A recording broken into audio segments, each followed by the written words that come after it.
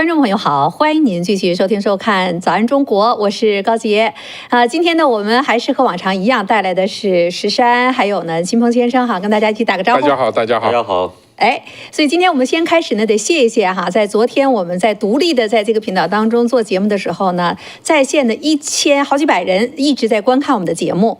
方伟呢，好像是已经正式的甩开了我们，不管我们了。虽然民意呢82%的都认为我们应该在方伟时间多待一会儿，所以今天我们说好了，第一件事呢，要谢谢所有在线支持我们的所有的观众朋友们，谢谢你们哈，对我们的支持和鼓励。好，也得那个石山也得谢谢大家，对吧？好，对，真的非常感谢大家啊，大家关注啊，说明这个大家喜欢我们的支持我们，也是我们的动力了，是吧，秦鹏？对，我看到的话，上个周实际上到现在已经是涨了1000多粉丝了，这个应该就目前这样的一个号来讲，应该发展非常快的。对，那我们知道呢，在我们的这个新闻当中，我们是一直给大家说新闻，其实更多呢也从新闻当中引申了很多真实的这种经历，一些具体的细节和故事。愿意听石山老师讲这个接地气的这些话，愿意听秦鹏的讲非常专业的知识的，就请呢把早安中国分享给更多的朋友好吗？拜托您给我们点个赞，点击订阅。那今天呢，其实我们在想，今天我们要哪些最重点的新闻，咱们一定不要错过的时候呢，我们就看到哈，昨天到今天一直说，白宫就宣布了，今天川普要宣布一个重大的消息。我不知道一直关注新闻的您有没有猜到底是什么哈？那我们刚开始是猜了半天哈，那当时我就说，这可能是什么呢？石山当时你猜的是？我说是不是跟中国一样要抓什么领导人了？您真能开玩笑，这是美国好不好？秦鹏当时你猜的是哪一个？我猜的是苹果，因为当时是说这个苹果下午要和川普呢一起来去宣布这个消息。但是呢，我就觉得呢，只是苹果这个消息没那么大个儿啊，没那么大个儿，因为它宣布那么大的一个，肯定是会更大的一个消息。对，原来我们还在想，是不是跟俄罗斯这边啊，他的特使今天也见面了，是不是有更大的消息？结果今天5点多钟啊，这收盘之后了，终于宣布一个大消息。我的天，这个消息真的是够大的，和秦鹏刚才有关系。那高杰呢就正式宣布，今天这个大消息，芯片战再次重大升级。本来呢，昨天川普是说在下周他会对芯片还有呢这个药品呢去进行关税的宣布，结果呢今天连着苹果这1000个亿，直接呢宣布对所有非美国制造的芯片呢要加100%的关税。所以我一看这个消息，我说怎么样？这个石山，这消息够不够大？确实够大。不过，从这个川普没上台之前啊，他在谈的这个他的整个这个思路啊，这个是怎么说呢？虽然是意料之外，但是他确实是在情理之中啊，在他的这个整个经济贸易他的这个思路当中啊，因为这个你宣布对非美国生产的芯片征收100%的关税，它的目的其实就是要迫使这个半导体行业加速回到美国。因为这个行业这个产业啊，在对美国来讲，这个是太重要了，未来可能几十年吧，这个跟外国的竞争来讲啊，这个特别重要。如果你没有一个推力的话啊，就是今天回来一点，明天或者来一点，然后各种困难，确实有很多困难啊，确实有很多在美国投资半导体啊，尤其是芯片，确实有很多困难。那它后面还有一系列的这个产业链，如果是加大投资的话，这些产业链才会下定决心要跟过来。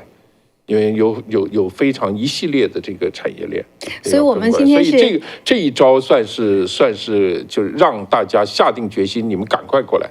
对吧？所以呢，一会儿呢，我们要在这第一时间哈，简直还没有发酵之前，你看着从今天晚上台湾那边，明天会炸了锅，或者是马上这个网上绝对会炸了锅，因为它是100%的关税。今天呢，除了这件事情之外呢，我们得谈一谈这个江油事件啊。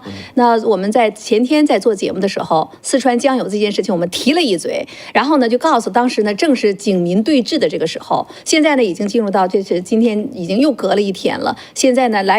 北戴河这边对这件事情的据说有一个说法了，把它呢定性为和2008年的贵州瓮安事件同等性质。那么这到底是个什么意思？那今天呢，石山和秦鹏我们会好好的给大家去讲一讲。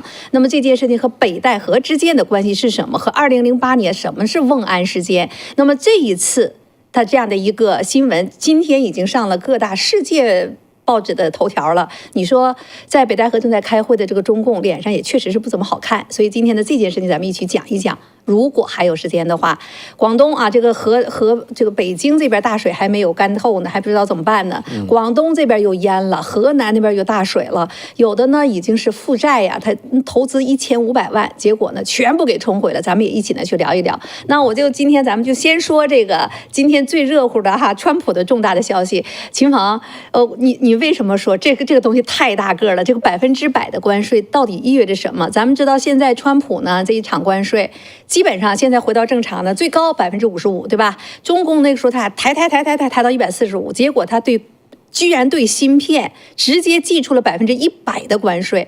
芯片在美国一共占比有多少？他这件事情一扔出来，到底哪个国家会受到最大的冲击？这个消息的话，其实今天早晨的时候，我有个师妹在这个联合国那边工作，然后管这种投资的。然后他当时是把川普昨天就是讲话的这个主要内容给我发了一下，早晨。我当时就注意到2个点。他说，第一个，川普呢说这个未来会对芯片、药品增加高的关税，对，但对药品增加关税。那药品来讲，过去美国这个是不设防的，对吧？因为他是觉得是治病救人的东西。但是呢，我们也知道，恰恰的这个很多的这种美国的跨国公司就利用了这一点，跑到爱尔兰去了，然后在那个地方呢去生产，然后把它再卖回来。这个其实对美国的这种我们说生产还有这个安全来讲，其实造成了很大的一个麻烦。但是呢，这个的幅度恐怕就会很高，所以这个当时我是第一个震撼。第二个呢，我说这个芯片，我是觉得这个不会低，但是我没想到会这么高，100%。对。那么这种情况下的话，对几个国家会造成很大的冲击。第一个呢是对中国，因为中国现在其实是在利用它的这种成熟制成的这种产能，低阶芯片进行全球倾销，这些都在哪儿用呢？你像太阳能，汽车。laptop， 还有laptop， 还有呢，就有一些我们说一些家电，对，就说这些好多美国是自己不生产了，就是这些都不生产了。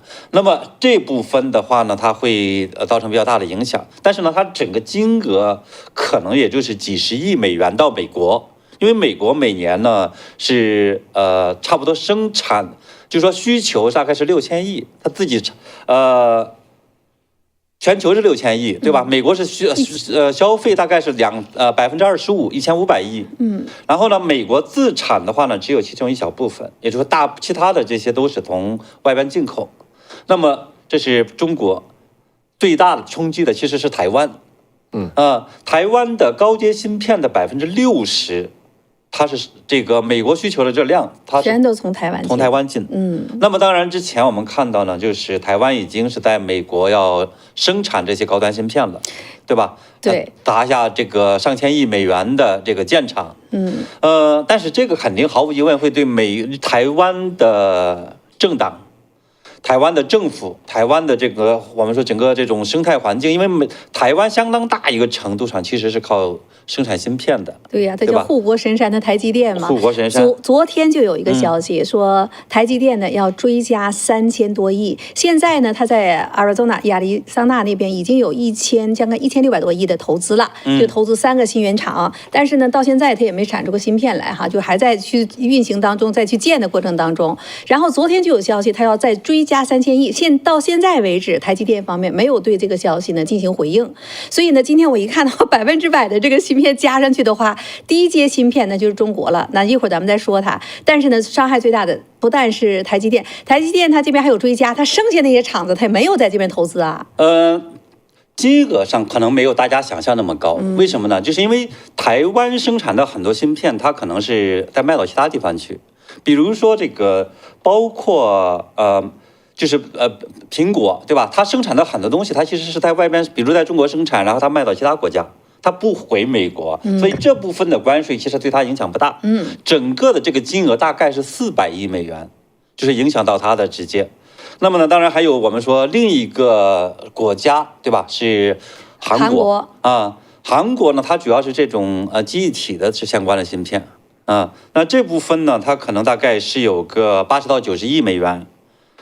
然后呢，可能还包括其他一些国家，但那个量少，什么新加坡、什么马来西亚、日本等等的。所以这个部分的话呢，其实会对美国来讲，对吧？可能会短期内会增加这个几百亿美元的这个税收啊，但对整个全球产业链冲击来讲，其实可能会非常大。对这就相当于是意味着相关的很多产业。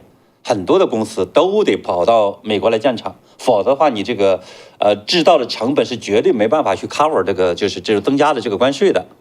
所以今天的川普在公布这个消息的时候，还点赞了库克苹果，说呢他呢又在美国追加了1000个亿。本来呢在昨天就说呢，他今天早晨宣布给印度增加了25%的关税，对吧？然后呢，这个大家还在说受伤最大的是是这个苹果，因为他刚把他的生产线呢正要往印度这边移，结果印度这边加了个25%成50%了。现在因为呢和俄罗斯之间这个关系，但是今天呢马上库克就表态，我看那个公布出来那个照片呢，川普拍着库克的肩膀表扬了一下，追加了1000多个亿。所以呢这件事情呢，网上现在就是反映就是我看到最出来的最快的这个 X 上面这个帖子呢，说法就很两端很极端。一个呢支持呢就说这就对了川普够牛，让美国的芯片呢不至于呢就是全部都靠外国的了，改变了整个产业链的供应的这样一个情况。但是呢反对的呢就在说，你这么干，美国消费者不倒霉吗？就像刚才秦峰你说的，那人家不在你美国境内的，人家自己都便宜啰嗦的都去用了，也能生产出类似的这种产品。日本呢、韩国，人家有同样的这种电器，对不对？到你美国做，然后呢，美国的产品在美国生产的这些芯片都这么死老贵的，那你最后不还得转嫁到消费者身上吗？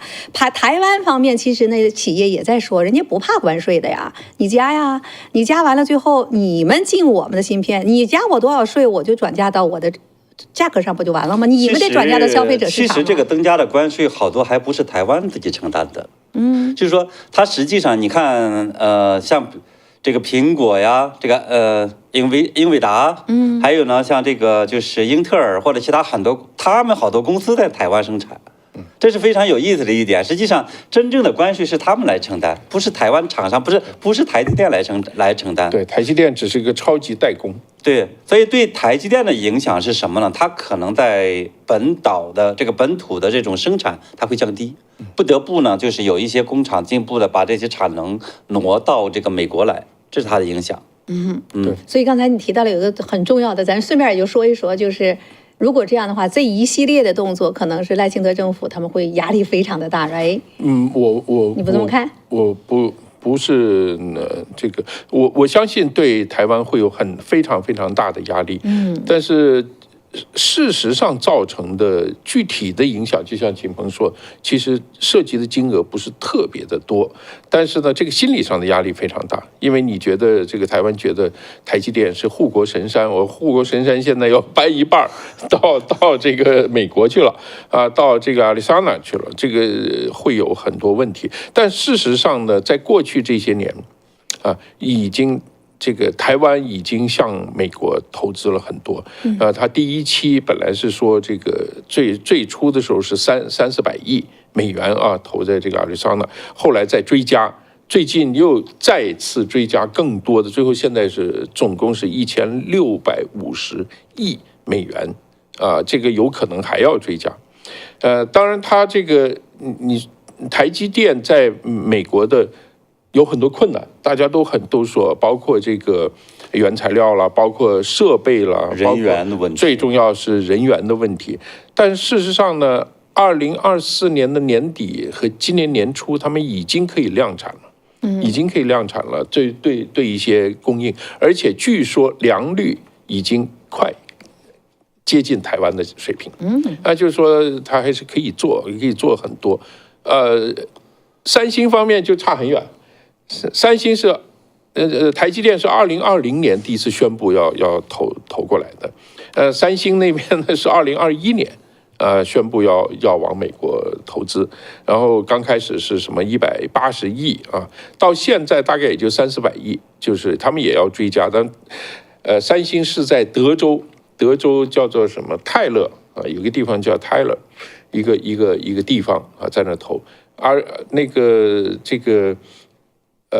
台积电是在亚利桑那的凤凰城附近，因为这个投资啊，它涉及到很多东西，它现在涉及到几个问题。第一个，先进半导体材料，这个是要从亚洲进口，它主要是从日本从日本进口，还包括这个一些这叫尖端的一些化学气体，还有一些化学的溶液，这个基本上都是要从日本进口。对。然后还有一些就是他们台湾也做了很多，包括这个化学液体啊，这一些现在如果是就此为止了，它可以用船从亚洲运过来，但是一旦加了100%的时候，它这个产能大到一定程度，它必须要在美国来做的话，很多这种后面的供应链就要跟着过来，要跟着过来，甚至像以前我们经常说那个说到苹果的时候，说那苹果上面小螺丝啊，这如何美国人都造不出来啊，怎么样？就是它是一系列，包括设备维修，包括有一些这个附加设备的制造，可能都是在美国做呢，可能更划算了，所以它会带动整个产业链往美国走。我相信这个才是川普总统做这个100%这个关税决定的最重要的意图，他要把整个这个半导体的产业链最尖端、全世界最先进、最尖端的这个产业链，要把它移回来，移到美国来。你不能光来一个工厂，你来一个工厂，因为对美国来讲，这个高端的半导体它涉及到的是国家安全，涉及到是未来30年跟别的大国竞争的一个基础。你这个基础你搬一半来，留一半在亚洲，这个东西很危险。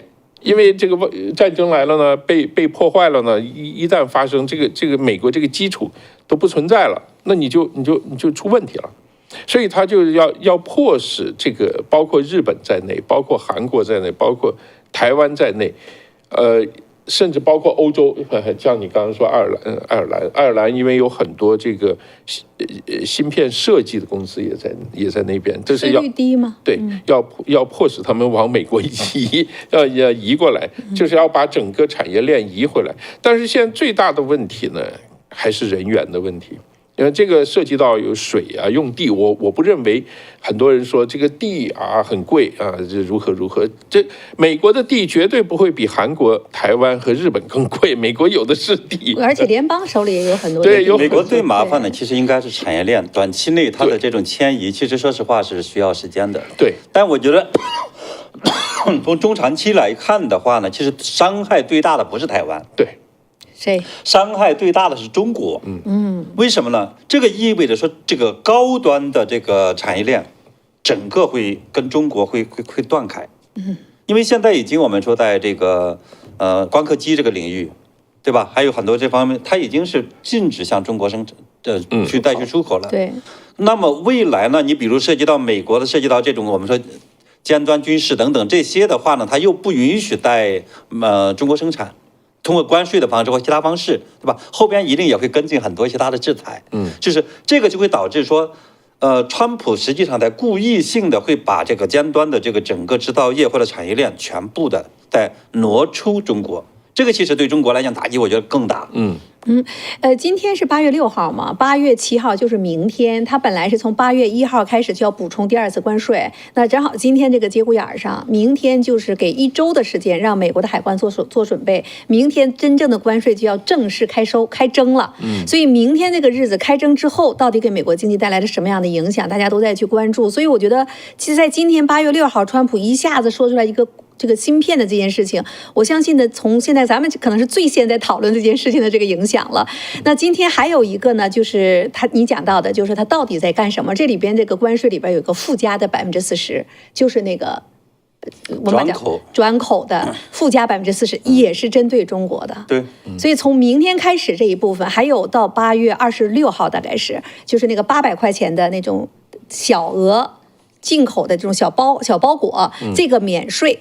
到8月底可能也要停止了，所以现在川普的今天我们看到呢，关税的100呢，等于说川普用这个关税的这种方式，在各个领域全面去整合过去几十年的这个结构了。所以我刚才就在想补充一个角度，就是欧洲央行今天宣布了一个数据，我看了之后也是挺令人震惊的。整个网络上就是欧洲那边讨论的非常的热烈，你说网络上炸锅了都不过分。欧洲央行有个官员呢，他们声明说，从2015年到2022年，那么这多少年呢？是不到10年的时间，7、8年。25万个工作岗位从欧洲就没有了，主要呢都集中在是汽车行业，还有化工行业。对，它呢在过去的2019年到2024年间，汽车行业的职位空缺招收啊，这个比例和过去一比的话，掉了55%，化工行业掉了95%。就整个这个行业没了，就有点像美国的这个产业链被掏空一样，没有了。然后呢，它这里边对比的呢就是什么呢？这5年期间，气工和化工工业呢，从中国的进口量暴增了，汽车暴增了150%，化工行业呢暴增了140%，然后呢，连纸张、电器设备全都没有幸免。而在整个欧洲，就他们这么30多个国家，27欧元的就业人口，相当于2900万人都在这2个行业当中，等于说24万已经没了，而这个趋势还在严重。所以这个消息一出来之后，整个那个网络上真的是炸了锅了。有的那网友直接讲，24万的工作都没有了，你这是全球化还是中国化？就直接说了，咱们对吧？就问起来非常尖锐。这几年的，我们说这30年的，我们经常讲这个全球化，其实基本上就是欧洲、日本、美国、韩国等等来讲，把他们的这个尖端产业的，或者他们所认为的这个制造业终端的这个制造业挪到中国的过程。所以这个全球化其实它的本质实际上就主要就是这个中国化。所以中国化带来了就很大的问题，就是一个把很多这些国家的这种制造、就业，包括这种相关的这些设计，以及那些我们说原来以为是叫做哑铃型、微笑型的那些这个设计和研发，对吧？销售这些东西来讲，它其实很多也都挪到了中国，没错，这边全空了，研发中心都搬走了，都空了嘛。所以这个实际上是在过去他们的那些鼓吹的这个里边，就是那个所谓全球化的鼓吹者里边，根本就没有预想到的东西。研发空了。研发空了之后，相当于你这个国家是空心了，没错，对吧？你不再掌握尖端的这个东西了，所以这个其实是非常大的一个影响。也不光是尖端的问题，它还有一个制造能力，整个制造能力就全部走了。你在从这个美国这个铁锈带，你可以看到多少这个荒废的钢铁厂啊，这种厂，这种大型的工厂啊，非常非常多。那这种转移呢？都是通常讲全球化的时候，它都是在一个理想状态下，大家都用这个比较优势来进行生产就会如何如何，就会很好。那好，那如果这个呢是一个理想状态，每个人都是理性的，都是和平，都是按照规则来做，那确实有可能是这样的一个情况。但是人性是靠不住的，人性这种东西是靠不住的。尤其是有人在惦记着你们的时候，这个东西是非常非常危险的，你知道？那如果你随便举很多很多例子，你就知道。那比如说这个，美国吧，美国现在这个产业比较，中国有比较优势的，全搬到中国去了；美国有比较优势的，全部都卡得死死的。比如说金融业。金融服务业，还有出版业，互联网，这个各个大平台全部卡死，还有什么电影、电视剧这种东西让你进吗？不让你进。也就是说，你有比较优势的，我全部封死；我有比较优势的，咱们要用市场规则，你要到我这儿来，你如何如何，就是它是一个单向阀门。这个全球化在全世界别的国家都是双向阀门，但在中国是个单向阀门。这个单向阀门，它把这个流向、这个价值的流动和这个所有的这种东西，它全部给你控制住，包括游戏业。中国封了多少游戏？封了多少电影？封了多少书籍？封了多少互联网平台？这些都是曾经是美国人的这个所谓的优势啊。现在中共说啊，我们开这个保险业给你，开金融业给你。你要知道，美国的银行去中国开设公司，是在这个加入 WTO 2001年就已经承诺的。必须在10年到15年之内开放，全部开放，包括人民币的经常项目和资本项目，全部要自由化。也就是说，现在应该是什么呢？中国人应该像美国人这样，如果你想出国旅游，你从银行里掏上钱装兜里你就走了，对不对？没有什么外汇管制，有一个几万块钱的，更不用说资本项目了。现在有吗？根本就没有。现在根本这就是中国政府就是完全给你控制住。美国的银行去中国，它是我开你可以进来，但是需要审批，审批是每一个城市、每一个分行、每一个营业点都要单独审批，所以就导致你根本就没有办法。你说我在这个华南几省，我准备开，我看到地方合适我就开 ，no。你在这个人民路开一个，我审批一次；你在解放路还开是吧？我再审批一次。就每一个都要你重新提供资料，所以他就用这种方法一步一步的、步步为营，把你卡的这根本做不了。你的成本太高，最后你竞争不过，你就自己退出去。但是美国很多银行退出去了，对呀，就是做不过了就退出去。他就是他因为中国它不是按照这个，它那个叫做非关税壁垒，它是一层一层的。所以美国人也好，欧洲人也好，就吃了很多这样的亏啊，很多这种事情。所以现在到了今天，其实是我认为中国的做法是一种愚蠢的做法。做生意，如果你让你的生意对手永远都在亏本，你一定是做不下去的。对，你一定要考虑别人在赚什么钱。今天这个欧洲央行官员把这个一说出来之后，刚才在网络上，特别在欧洲这边都火了，网络炸锅了，直接在讲说你们欧盟是不是也应该像川普这样强硬起来呀？我们是不是应该涨关税啊？这个最大的这个应该负责的人就是德国的前总理默克尔。默克尔应该负最重要的责任。因为在他这个在任期间，这种趋势已经非常非常明显，已经有德国的，已经包括英国人、包括美国人都跟他在讲，哎，你这个有问题啊。他不认为有问题，他谈完了以后，他觉得，哎呀，这个中国马上就这个民主化了，没问题的。你看他们领导人都非常开放，很好做，但实际上是。并不是中国人去游说他，而是那些资本家去游说他。就是说，德国的这些大财团、大企业，他们确实赚很多钱，包括美国也是这样。美国的大财团，包括一些这个大公司啊，他们非常赚钱。所以，美国的贫富悬殊在最近这10几年急速扩张的非常厉害，跟这个整个制造业走了有关系，因为资本是可以赚钱的，一般的人凭劳动力来赚钱的话，这个机会就没有了。问一个非常尖锐的问题，我们今天川普这个政策呢，我们看到了，他绝对是下了决心了，是非常强烈的决心。可是我们要问一句话，现在上个月美国的失业率是4.2%，欧洲现在也就是6.2% 失业率，仍然是史上新低。你制造业回来，美国早就做过调查了，年轻人谁想到制造业去啊？没有人呐，现在都处于充分就业的这么个情况。你川普决心再大，你制造业能搬回来吗？这个我从来都是这么认为，关键是制造业的这个利润率是多少。就是说，去制造业工作的年轻人工资是多少？因为很简单，你在美国，你去写个软件，随便15万、20万的年薪，是不是？就是这个做软件的。但是你去工厂，你去制造业，可能就5、6万、7、8万这样的，他这个差别这么大，他当然不去，那干嘛要去？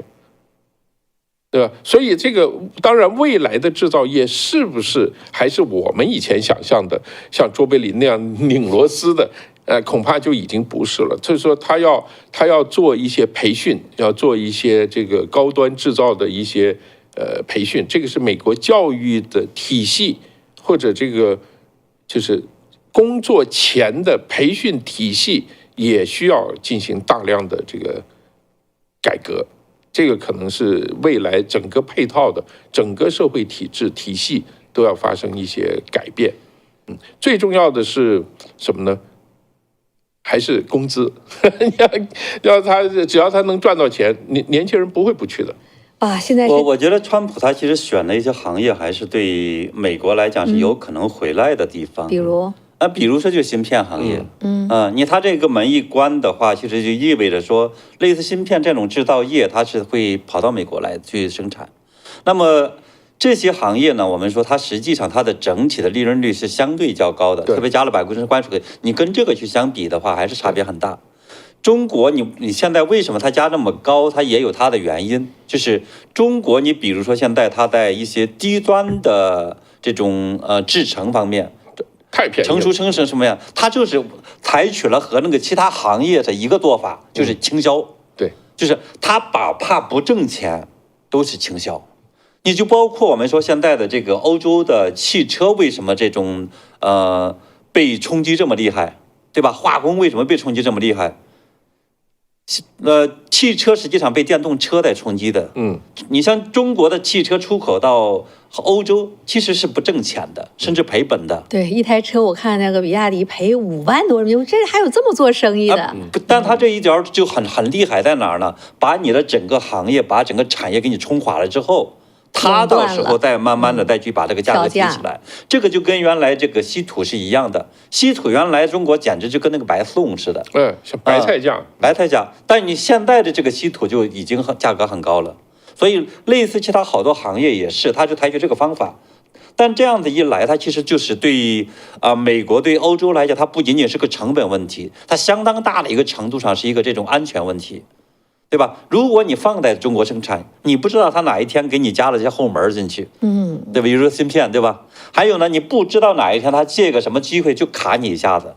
像在疫情期间已经出现这个问题了，对，口罩、呼吸机，那个三安公司的生产口罩最先进的、最这个高级的口罩，全部搬到中国去生产了。到疫情来的时候，中国一个命令，口罩不许出国，全部傻眼。对，因为本来是为美国生产的口罩全部卡住了，你就是傻眼了。所以这个问题，为什么药品现在这么紧张？这个对美国来讲这么紧张，就是因为是这个问题。基本上美国的这个所有的制药，它的基础药的这个原料药的这个产品啊，90%是在中国和印度，就这2个国家。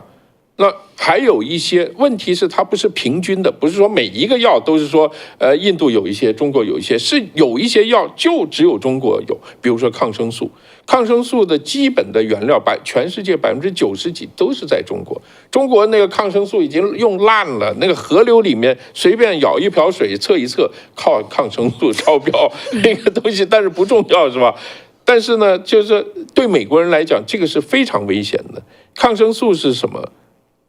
中国人曾经吃过大亏，就是在朝鲜战争期间，全世界对中国禁运，第一个就是抗生素，盘尼西林。那个时候在香港多少人发财，就是靠走私盘尼西林发财的。那个到什么程度？你只要是你不用是这个用大财团走私，你就要用邮寄的方式，用就个人偷送的方式。50年代就可以1年就可以赚几百万港币，那个是什么概念？当时一栋楼也就是不到20万，就是不是一栋楼，就是那个时候一套房子。那个时候他偷着这么干，没有美国也不去精准的去制裁吗？没有，那个是英国人睁一只眼闭一只眼。实际上英国人跟中共方面是有 deal 的。英国人当然他有自己的这个说法，他说这个还人道主义物资啊，你不能这样那个等等啊。但是真正能够走私的，当然不是英国，不是太古商行啊，不是这个，不是英国商人能走私，都是这些华商在走私。所以我们这是直接说，就是霍英东在走私。霍英东就是他是运沙，从番禺把沙运到香港建房子卖给什么，然后这个去的时候都是空的船，那怎么办？就是盘尼西林运进去。他那个时候那个整个50年代那一下是非常非常就不得了，他的钱其实是主要是当时打下的基础。但是这个东西你说的好还是不好呢？我们这个是另说啊，我们不管它这么多。但是中国共产党是非常清楚这里面的这个重要性的，重要性，因为在当时就是不够啊。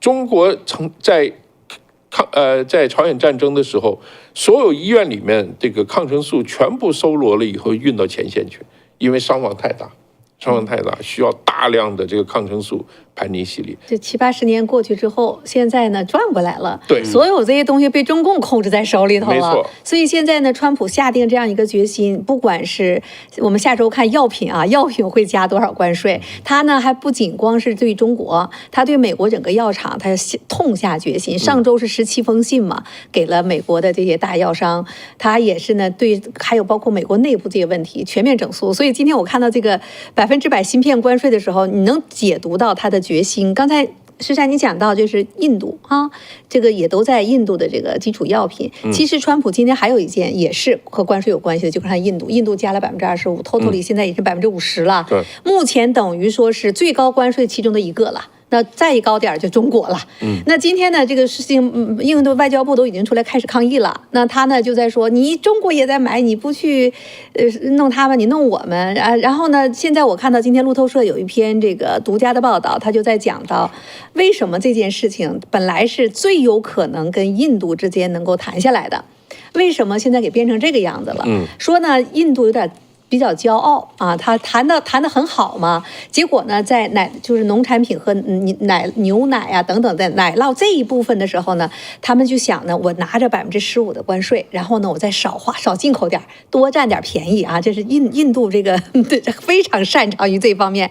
结果呢就谈不下来，越谈越崩，把美国这边就谈崩掉了。那这个时候又和印度和这个巴勒斯坦之间有紧张，川普和莫迪之间还没有通话。那么这件事情呢，就说印度的傲慢啊，他们的这种想有点得便宜卖乖这种感觉，导致呢这件事情越来越升级，再加上这个石油的问题和俄罗斯石油的问题，所以呢，今天呢我们看到呢，一下子本来可能最达成的呢，现在关系一下绷紧了，所以我觉得这个也值得我们今天去看一看。今天川普的这个关税不仅是芯片哦，他是用这个关税在撬动所有的就地缘政治的这样的一种关系，所以你怎么看这次印度这个，包括现在有说法，网上就在说，川普你怎么回事？你去撬印度，你对中国却放一马，怎么解读？今天直接说就是黑利嘛，黑利直接就出来说，直接批判这个川普。他说这个你怎么？黑利本人是印度裔嘛，他是说你这个对印度征收这么高的这个2次关税啊，这个买石油的中国也买，中国买更多，不但在俄罗斯买，还在伊朗买的更多。你为什么你这个还给他一个宽限期90天呢？对呀，你对印度等等啊，这个对这个事情确实是在别人看起来，有这个所谓的不公平的这个情况，是吧？但我觉得也有可能是川普觉得施加一下压力，这有可能可以达成一个什么样的协议？川普谈判呀，这一次其实我觉得比较明显是什么叫先易后难。英国就先把他这个事儿就有谈下来了，10%，大家说这是盟友中的盟友，对吧？所以就把这个事儿搞定了。然后呢，其他的像这个日本呐、韩国呀、欧盟啊，那就是放在后边的。中共其实是放在最后边的，为什么？所有的这些其实谈完了过程中，其实你发现没有，这本身都是收拾他的。所以谈和不谈，某种意义上稳着他呢，比什么都重要。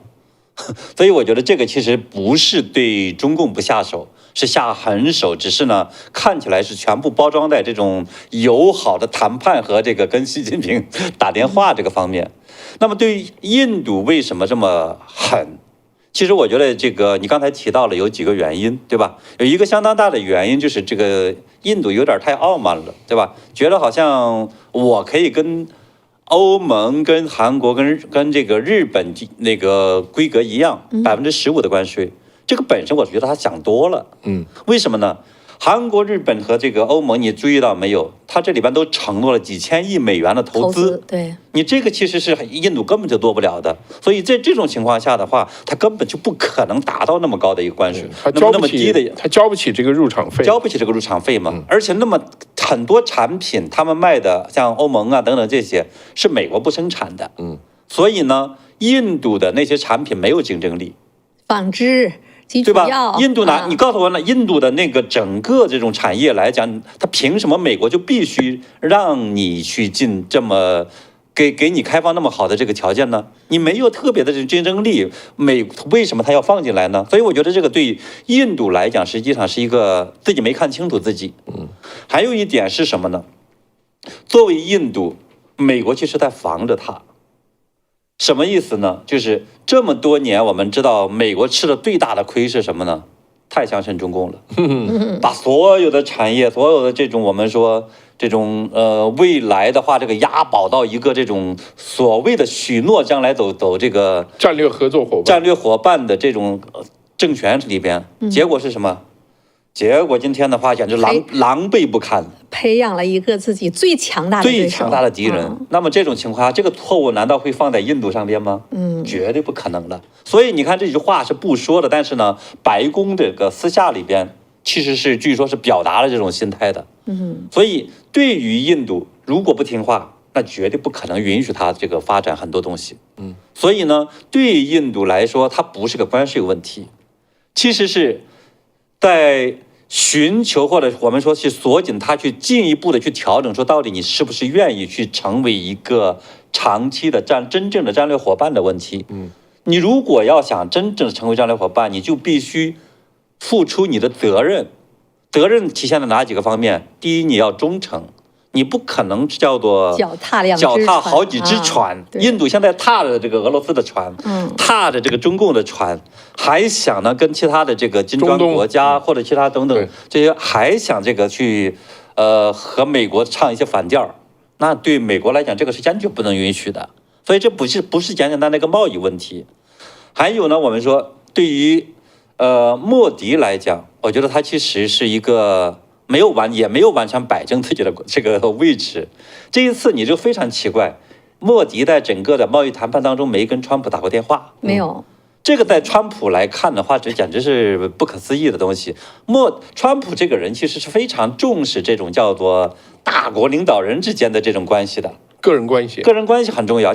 你看他和日本的为什么后来看起来关系不那么好了？是因为安倍晋三去世了嘛？对吧？安倍晋三这个相当于是跟他一块打这个高尔夫球，对吧？打个这个，然后呢没事打个电话，然后呢那边这个安倍晋三累的时候说就是不想再跟他打了，川普在那儿还在喋喋不休的这种，但是呢就表现出来他两个是非常亲近的一个关系。所以后来你看这个川普上来之后，跟日本有一段时间关系非常不好。后来日本人不傻，安倍的夫人派安倍的夫人到了这个见了川普的那个太太，对吧？梅拉尼亚。所以这个其实就好像把这个关系就缓和了，所以他很重视这种各种关系。结果的话，你现在莫迪摆起谱来了，或者是这个你跟川普没有这种沟通了，我觉得这个本身是个好。还有他要宣布要去北京参加那个什么上合会议，对，上合组织的会议。所以这就是涉及到第二个问题了。那如果现在呢两个搞得这么僵，本来呢川普啊，我今天也看到，其实川普对印度呢也有一个可能通过印度向俄罗斯施压。表明他非常强硬的态度，我必须要把你的这个打仗的金源啊，这个彻底的给你切断。那现在呢，有没有可能你这搞得有点僵到这个份儿上了？那把印度反倒逼的呢，这个战略盟友这方面就断不开了，跟俄罗斯跟中共这边有没有这种可能？当然是这，我觉得是有是这个问题。但是印度呢，这个国家跟中国有点像，印度一直自视是世界大国。他不认为自己是一个要跟一个老大，他说我也是一方霸主，我也是这个东邪西毒，我也是其中一个，是吧？这个对不对？咱们这个排位置，华山论剑搞一下，我也是其中一个，是吧？对不对？这个。铁掌帮也好啊，这反正也是江湖一霸，也是他真的是这么认为。印度，尤其是印度最近这个10几年经济增长速度也非常快，而且他基本上现在他已经排到了世界第4、第5了，对不对？他已经马上就要就是再超过日本，他就要紧跟中国这个后面了。他那个态度，慢慢你会发现印度的这个政府的态度也跟中国有点类似了，这种东西啊，会让这个川普吧，起码来说非常不高兴。其他的欧洲人可能不这样想啊，或者是美国其他的他没有这么刺激，但是对于川普来讲，他非常看重这种就是说谁是老大。这样一个东西，你这个身份要摆正，对吧？对，这个态度要端正。川普呢，今天他的特使见了普京，川普自己说谈得非常好。然后呢，我看到现在普京呢，我也看到一些消息呢，普京说可以谈，但是呢，他仍然没有改变他之前停战的说法，4个州全部要给他拿下。这必须得承认，还要拿下。所以呢，川普呢是他最后期限是星期5，今天是周3就是给普京给你10天时间嘛，那这就是到8号，也就是到周5那天就要有个说法了。所以你们怎么看下一步这个对俄罗斯或者是乌俄战争这部分的这种走向？我看今天的消息是说说川普有可能在下周会和普京会面，但是呢。新闻同时在说，这个对俄罗斯的2级制裁继续。2级制裁呢，就是不那就仅是包括这个印度嘛，对吧？印度这是还有中国呢。中国我觉得未必会完全提在这个日程上。先对印度下手，看你做不做。这回反正关税是上去了。对，但有一点我可能跟山恩先生的话，我觉得有点不太一样。我不认为这个印度真的会跟中共或者俄罗斯。走在一起，为什么呢？对印度来讲的话，俄罗斯的这个价值其实也就那么高了，对吧？买点便宜石油，然后呢有一些这种关系，毕竟来讲做一定的平衡，那就这么大。你说还有更大的一个这种战略价值吗？其实没了。所以这个呢，当然是他的利益或者这种关系，这是几十年的关系，完全割断了。其实我说实话，我觉得也不是那么容易割断的，有很多方面的这个，包括这些武器，你说当年买来的是不是还得涉及这个维护和利用的问题，对吧？但是呢，另一方面的话呢，对于中共这边，印度跟中共可是有这种很强的一个敌对关系的，对吧？它的这个边境冲突一直是在发生着，而且中共的野心不是简简单单是当一个这种世界老2，当一个这种好像高科技跟美国能平起平坐的这么一个国家。中共的野心的话是将来是要把美国按在地上，对吧？让它俯首称臣。那么当然对于印度对其他国家来讲，那更不用说是什么东西了，对吧？所以在这样的情况下，对印度来说，其实现在处于一个两难境地，就是一方面来讲，它跟中国要做生意。因为很多的这些产业，包括我们说转移到印度的这种苹果链儿，对吧？它很多产品还得从中国再进的，没错，设备也从中国进的。你中国完全卡死它其实是受不了的。那么，但另一方面的话呢，它就涉及到说我跟美国这种安全问题，全球的这种战略伙伴，就是这种 Quad 的这个4方会谈，这相当于是把它。变成了一个印太的一个跟美国这种可以对话的这么一个伙伴，这个对他的地位，其实说实话是没有第2个国家能够再给他的。这也是印度手里的一一个牌呀，没错呀，这也是他拿把的地方。没错，但他问题在于是什么呢？他真的可以放弃这一点跟中共走吗？他没法放弃的。对，不会，当然不会。所以这个对他来讲，其实我觉得是一个非常难的一个问题。所以我倒认为说，最后的话呢，印度恐怕还得低头。他最后的情况呢，是安全到底是靠美国呢，还是靠俄罗斯呢？因为印度在90年代以前，基本上就是它的所有安全问题全部都是在依靠俄罗斯的，对，它的所有的武器，对，它前苏联，所以这个包括它在中亚的一些利益，在南亚的一些这个利益，安全方面的考量都是跟俄罗斯，就是跟前苏联有非常息息相关的一些关系的，这个双方的关系，民间的关系确实非常好。确实非常好，我已经谈过啊，在莫斯科的这个莫斯科大学里面，留学生待遇最好的就是印度学生，第二就是越南学生，这个中国学生根本就是在苏联啊，就什么都不算，这个被别人这个看不起的，但是这个印度这个去俄罗斯的他们的学术政府之间的交流非常非常频密，非常频密，这是跟以前一个关系有关系啊。当然，印度之所以这个是跟它独立以后对欧美的这种心态上的敌视有关系啊。因为尼赫鲁一上来的时候，他就先告诉大家，我不选边站。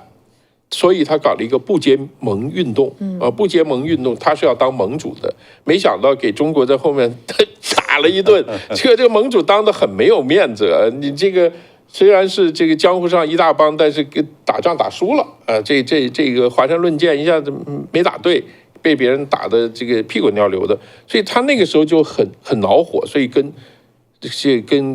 前苏联这个关系，但是他始终不愿意靠近美国。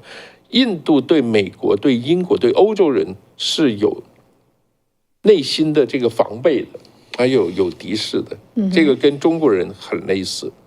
所以这个后面会怎么发？我不认为他会靠中共，但是他认为现在是一个非常好这个位置。对印度来讲，可能是几十年来讲最好的一个国际地缘的一个位置，就是几边都可以吃，它可以在里面游离，每个人的好处都可以赚。理想很丰满啊，现实很骨感。对，想得很好。川普恰恰最不喜欢的是这类人，所以我觉得这个是接下去就非常热闹的地方，我们也可以继续看。但是这种事情恰恰也是印度人最擅长的，专门在这个里面讨价还价，然后出尔反尔，搞各种啊，这个印度，你跟印度商人打交道，你就知道我们现在这个有不少观众哈都在讨论哈，来你们简单的回应一下他们的观点啊！我请我们的观众，你们也不要太犀利，好不好？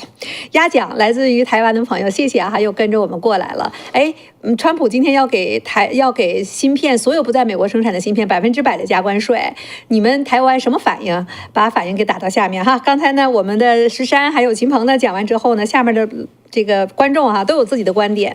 末路呢就在说，印度是地缘政治大国哈，长远来讲，印度是不可靠的，将来印度是第2个中国吧。然后呢，鸭奖呢遥远东方只剩破墙。哎呦，您瞅你这名字，他说呀，都只是小农思想的大国而已啊。然后呢，鸭奖啊，他说表面上会骂印度，也是给印度解套，骂印度是给印度呢解燃眉之急。现在呢，印度的地缘政治立场非常的难，骂是好事儿，反而呢，印度会轻松一点。穆迪会不会像你这样去想啊？然后呢，他说鸭奖说美越现在走得越近，印度和越南都会非常的难，还是要慢慢的来。然后呢，这个鸭奖说，哎，印度和越南有待转向。好，简单的跟我们的观众的观点做一个回应吧。对，印度这个国家是非常以后有机会我们可以专门谈印度啊，因为中国人最近这几十年经常跟印度比。说我们这个49年的时候我们是怎么样，现在我们是怎么样啊？我们有多少工业，他们有多少工业，他们怎么样，如何，就是说啊，这个我们要比较就只能跟印度比，因为中共其实很尴尬啊，这个建政以后，首先是赶英超美，跟英国人、美国人比的，就比不了了，只好比日本人，再比不了了，比台湾、比泰国、比香港，是吧？最后比不了了，不行。我们要比就比印度，这个事情是很可笑的一件事。但是就算是这种比较呢，其实也有一些非常有意思的话题，因为印度这个国家从来没有形成过一个中央集权的中央政府，印度完全是一个地缘、一个地理概念。India 是一个这个概念，历史上没有一个国家叫做印度，它就算有一个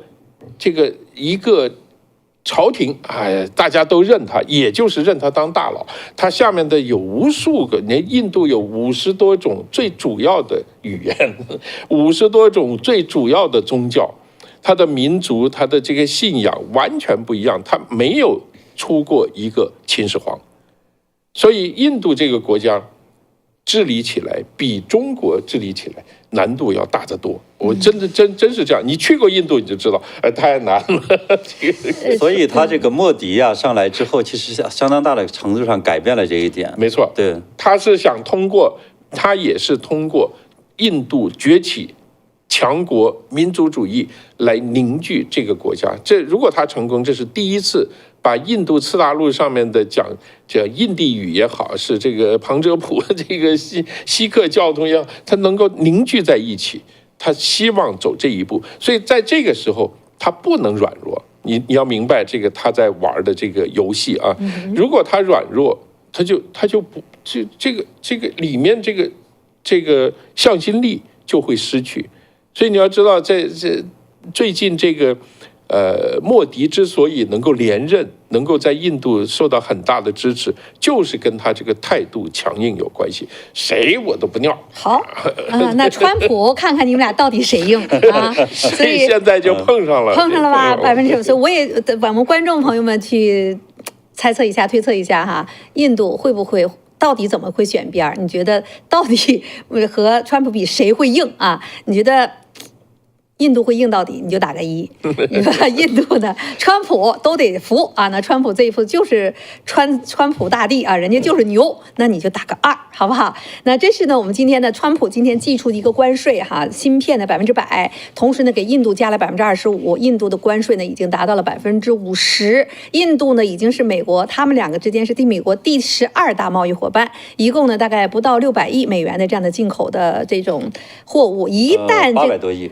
对，600，然后它的顺差大概是458亿，所以一旦要是给这个50%关税加上去的话，最大疼的是印度啊，疼死了，那整个外贸都已经断了，就到这个程度。所以这件事情呢，咱们再继续看哈。那这里边后边跟着的就是俄罗斯，俄罗斯现在呢到下周川普跟普京见面，普京会让步吗？这都是我们今天所看到的。我觉得普京其实是很难让步，是吧？他是不敢。因为你现在俄罗斯的，它属于这个从战略上来、战争上角度来讲，它是占便宜的。它把乌东的4州的这个主要领土现在是占在手里边的，而从这个法律角度来讲呢，它的宪法已经把这个它已经改了，把这个4个州变成它的领土了，你知道？所以在这样的情况下的话，他没法让，他怎么让？难道再改变宪法吗？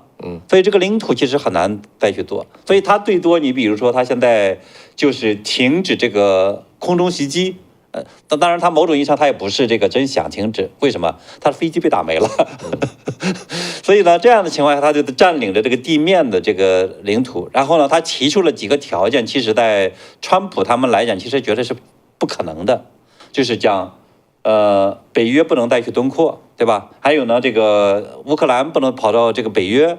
然后呢，这个领土呢是要求他得归他，甚至呢还要求说，你乌克兰的军队撤出现在的乌东4州的这些地盘那你这个谈判其实是很难的。我觉得乌克兰这边恐怕也很难去答应他。他还提了什么非军事化的一些要求，对，就是说你的那个武装力量要如何，不能有这个远程的攻击性武器。这个东西啊，我认为可能都是一个谈判的条件啊，没错一个叫牌叫出来的，就是漫天要价。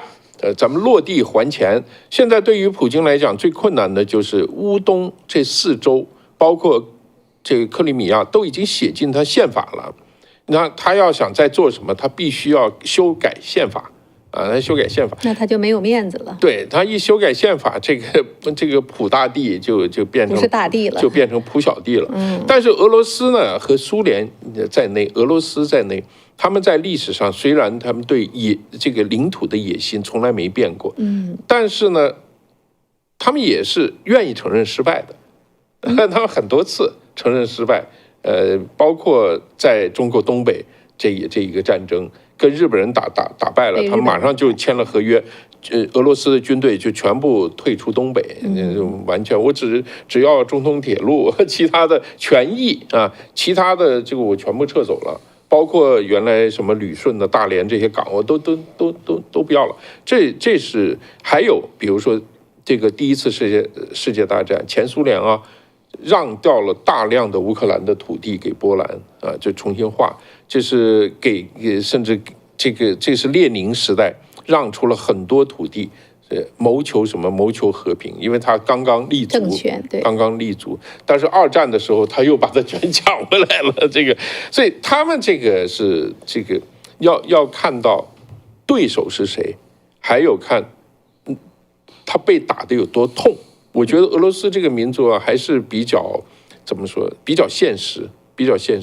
但是俄罗斯民族是有一些特点啊，它是不能拖，它的爆发力很强，但是拖长了，我认为他们是有问题的。很多人说这个俄罗斯是有耐性，因为它国土大，但是他们这个民族是很奇怪，这个民族啊有半年冬天多半年是冬天要猫冬的，它是这个一旦从春天醒过来，就像熊一样。哎呦，很大的活力，到处去找吃的。然后到了这个北极熊，到了这个冬天呢，他就是要睡觉了。他就什么事都不干了。所以他那个到那个时候咋地都行。对，没错。没到那个时候就是我需要冬眠的时候，哎呀，管你那么多，你拿走吧，你别不要了。我睡觉要紧。对，这个我们都是开玩笑了。这个民族有它的特点啊，有它的特点。我们知道，比如阿拉斯加就是从俄罗斯就卖给美国的嘛，就是他到那个时候，你说是寸土不让，你说是什么？没错，他对土地是野心非常大，但他这个土地就是为了他在战略缓冲的时候，他可以拿来跟别人交易的嘛。这个东西要考虑清楚。所以川普面临着如此麻烦的这样的一个局面，他怎么去跟普京谈？那这个呢，就咱们下周咱们再去看每天2025年咱是不缺话题啊，简直是大戏一个接着一个。川普怎么在这样的一个乱局当中，一个一个把它 fix 了把它都搞定了，这真的是能够写到史书当中去的。那现在呢，川普在对内他不断的在整顿内部。那其实我们今天没把它展开了，像这个布朗大学呀、斯坦福大学、哥伦比亚大学、斯坦福大学今天裁了300多人。然后呢，都在跟联邦进行和解那包括呢，他现在还要对美国银行金融业要去动手。回头咱们再讲，故事太多了。那这些呢，都是川普对内的关税，我们看到了，对欧盟、对日本，现在呢，把印度也敲吧。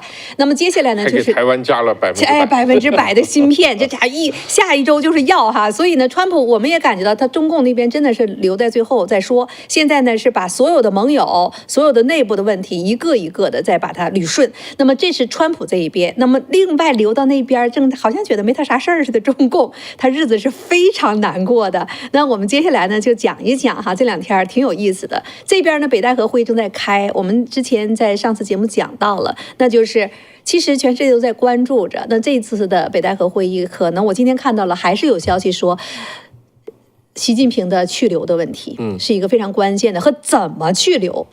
接班人就怎么过渡，这个仍然是这个会议的焦点。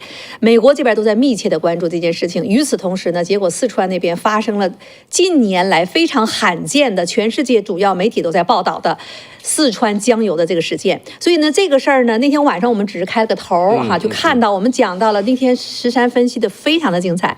中共为什么要进行仇恨教育？然后呢，我们能理解为什么这些警察一定要去镇压江油这个事件。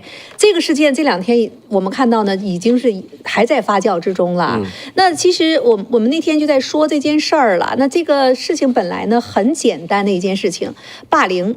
出现了，那你就把这些孩子们处理就完了嘛。结果呢，你这些欺人者哈，这些这个强者，却呢你不去惩治他，把这个家人给逼到这个份儿上哈。那结果呢，现在的这个周围的老百姓都起来了。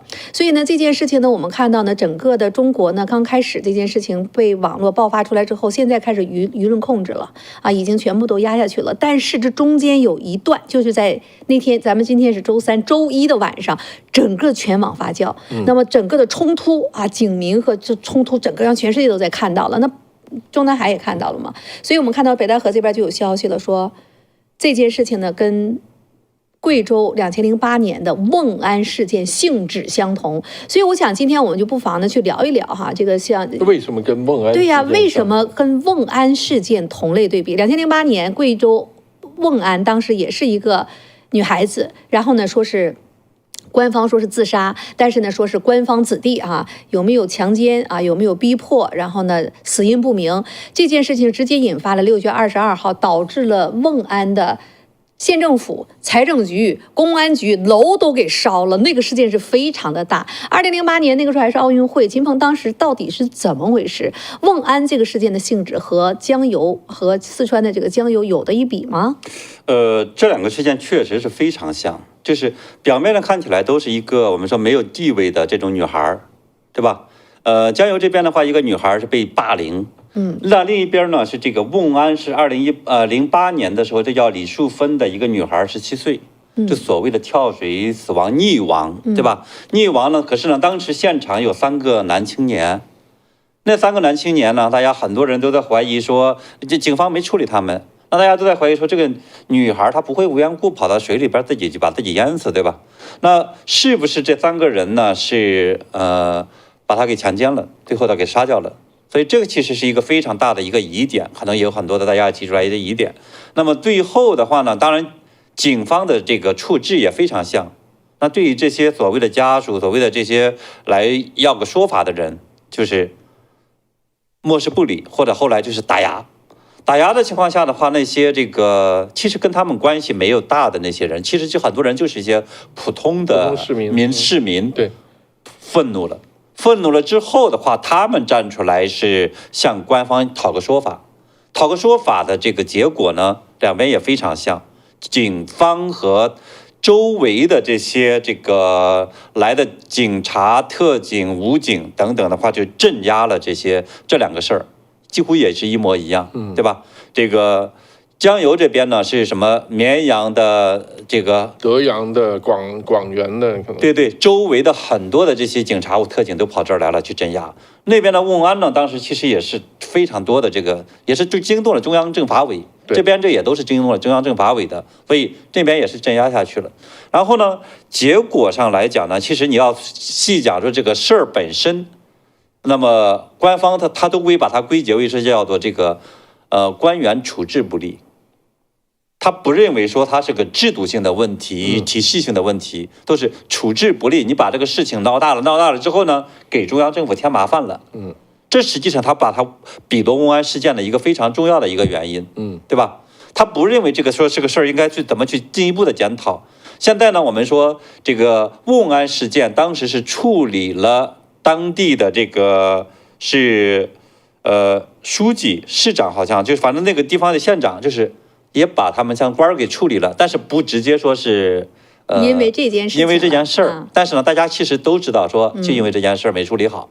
那么现在呢，传出来的消息是说，这个习近平那边很不高兴的，最后呢，王晓红就公安部部长，也是政法委的这个副头头，对吧？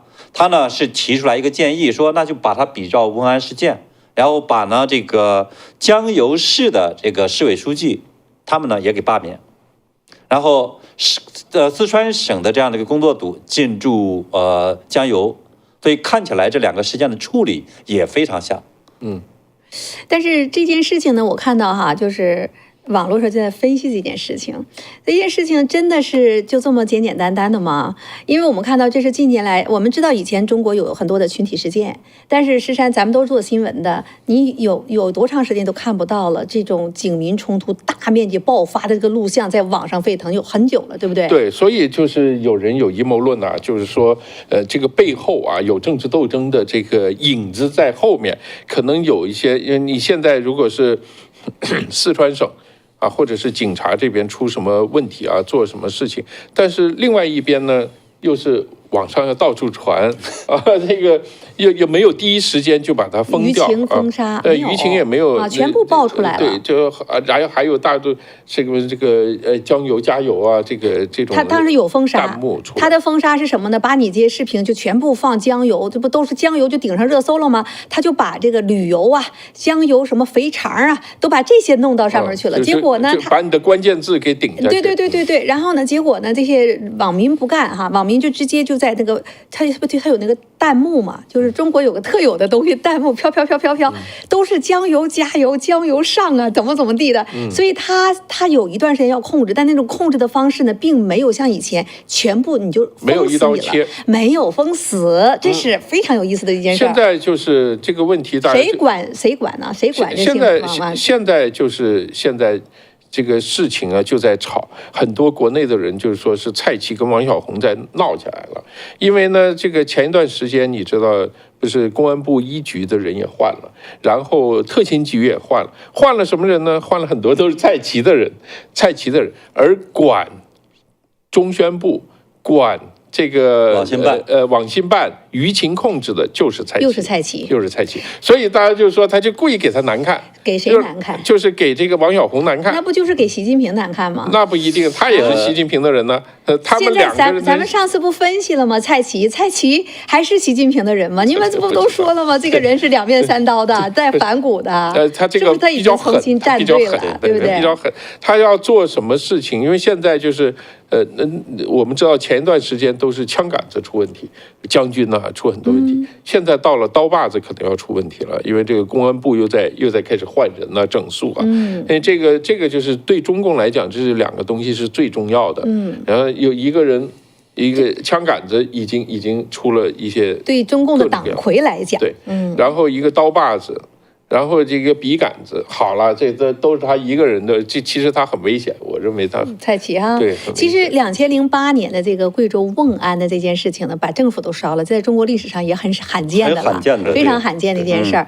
但是呢，这件事情说出来呢，我觉得也蛮有意思的。2008年是谁呀？胡锦涛哎，对。2008年当时是干嘛？是奥运会嘛，对不对？出了这么个岔，当时呢，对胡锦涛政权来讲是很没面子的一件事情。没错。那么你现在，所以当时其实也有很多人是说这里边也有这个阴谋论，对，因为那个时候是叫九龙治水，对，谁再去负责这一块呢？就是江泽民的这个人吧，包括这种像周永康啊等等的，他们实际上是管着这个笔杆子，管着个刀把子，管着这个枪杆子，所以这种情况下的话，其实制造出来麻烦，就是让胡锦涛丢脸，但是他们其实是得利的。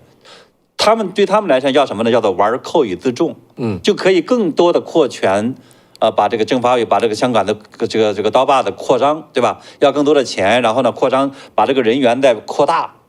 所以这对他们来讲是好事儿，但是呢，对现在这个时候呢，他要开成都什么体育世运会叫什么东西，对吧？对，那边也有个大的赛事，然后呢，他现在如果这个定性了的话，那意味着什么呢？那不是在我习近平这个阶段我有这件事儿，你看你胡锦涛时代也有这件事，我觉得有没有这样的撇清，或者是没什么大事儿，就按比那个来讲，这个还不算大事儿呢？这个之所以他。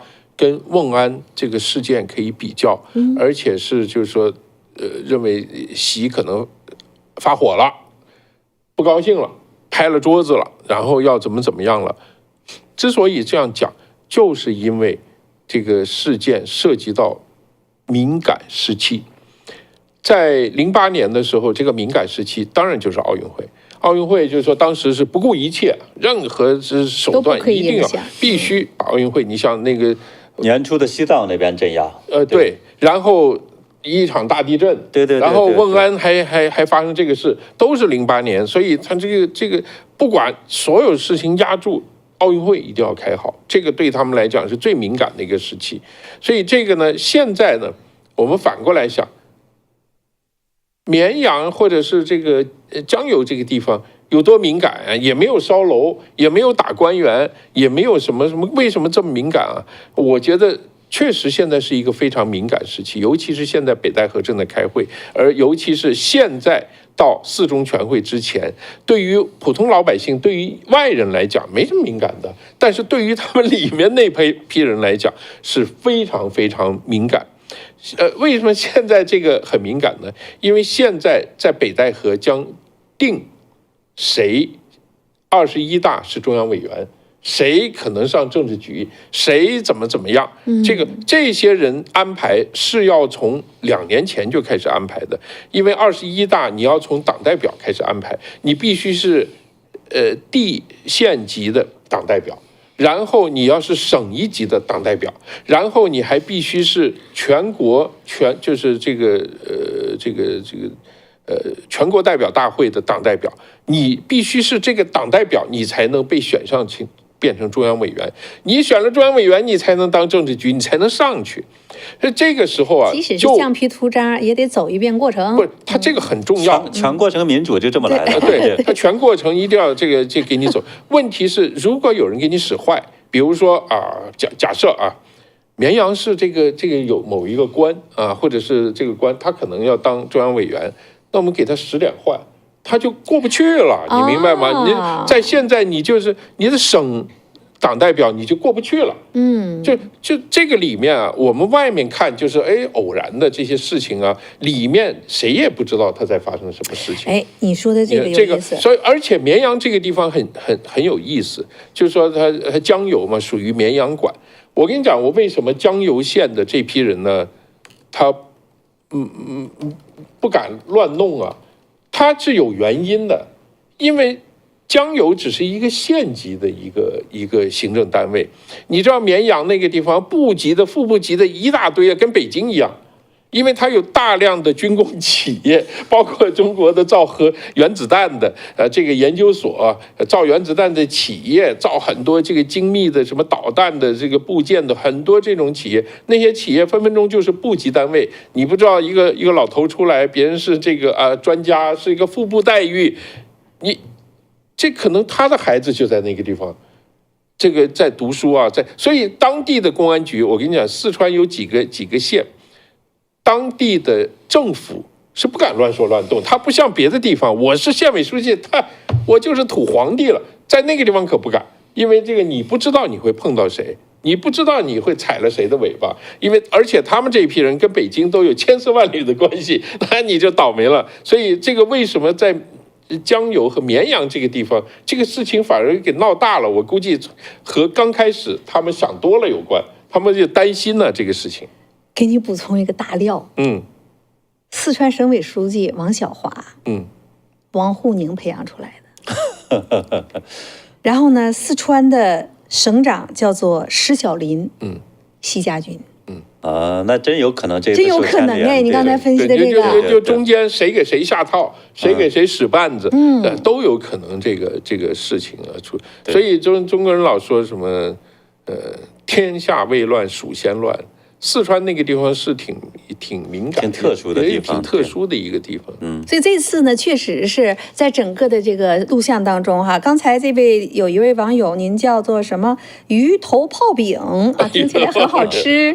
然后你说那天晚上江油那个事情，昨天晚上看了半天睡不着，气得要死。来给我讲一讲，你到底什么事情让你气得要死？把你的观点写到下面哈，我们再接着聊。就是刚才我想讲这个事情呢，就是他整个这个。江油人的这种表现让大家很感动，因为被欺凌的这个孩子是个无权无势的孩子，妈妈聋哑人，爸爸据说也是一个残疾人。然后呢，老百姓去替他说话的时候，一些小伙子站出来就替那个这个中年妇女啊，听个老太太挡着，然后那个警察就把这些小伙子全都给摁上了。还有的小伙子站出来就说啊，人民警察是好的，我人民警察爱人民，我们跟警察好好对话，大家不要，结果把他也给干走了。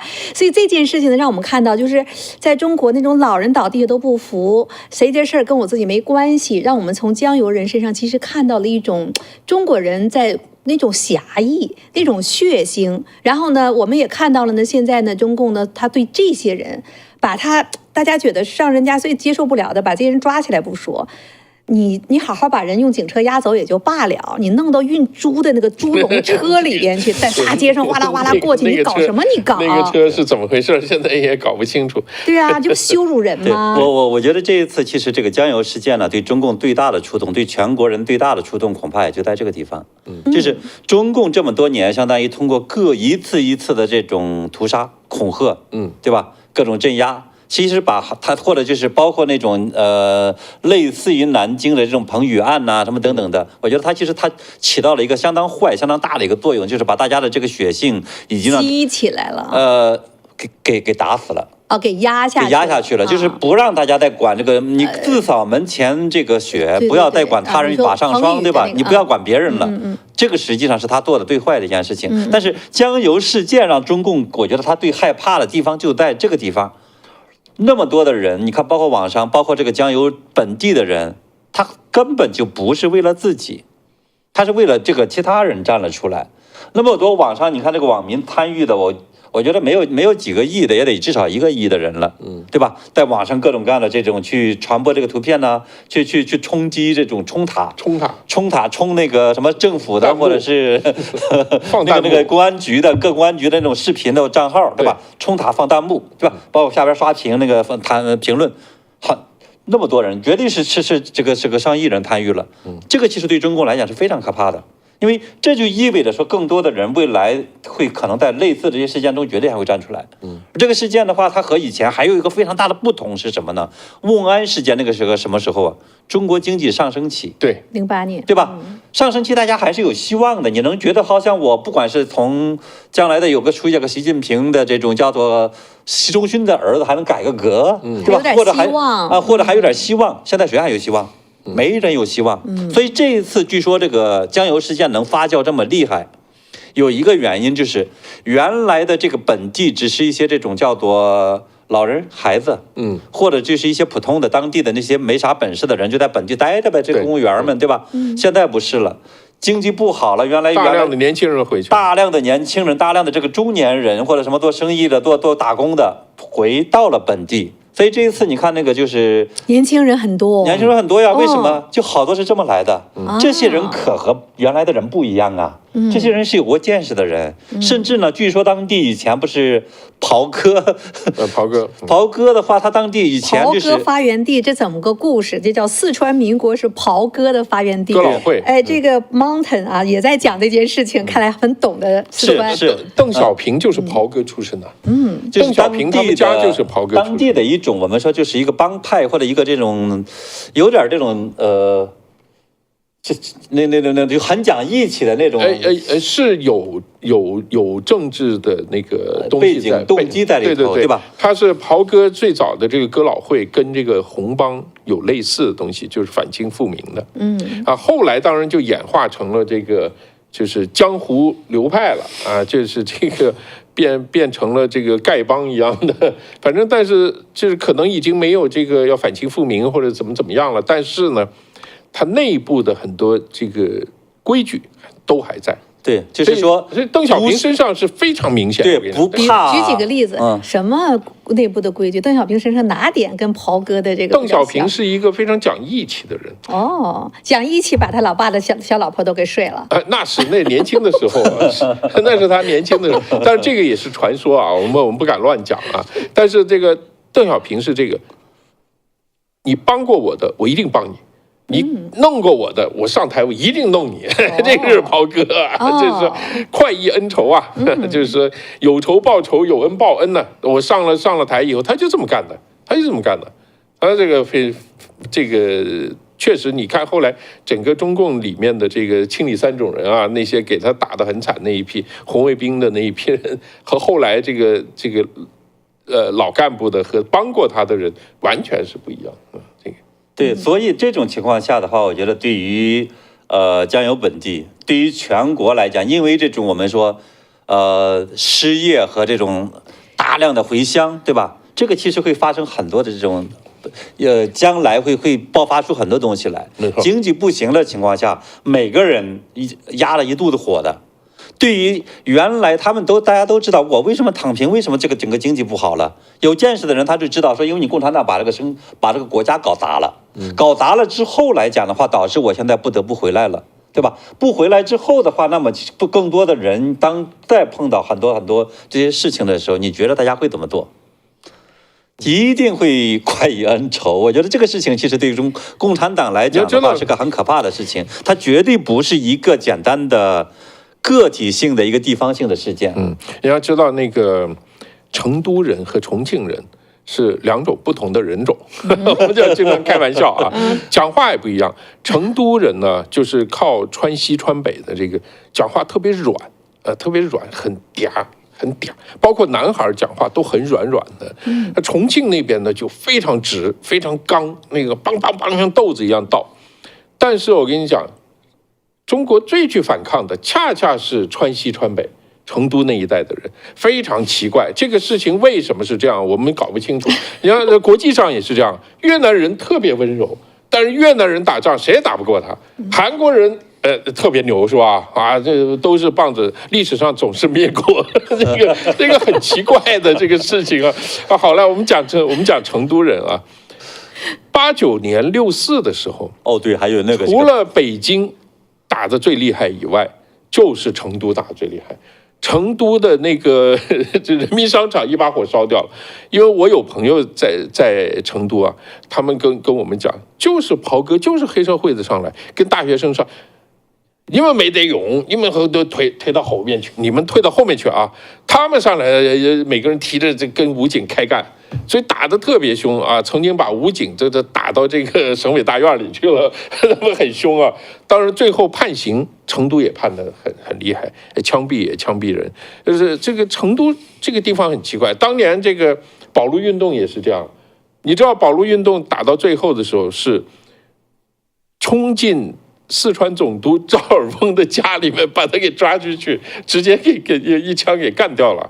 那个赵尔丰是晚清最后的时候最有能力的这个大臣之一啊，非常凶狠的，在西康，在西藏，别人管他叫赵剃头啊，就是说他杀人无数啊，杀人不眨眼的，血流成河的这么一个人，愣是把他抓去给干掉了。那是成都人。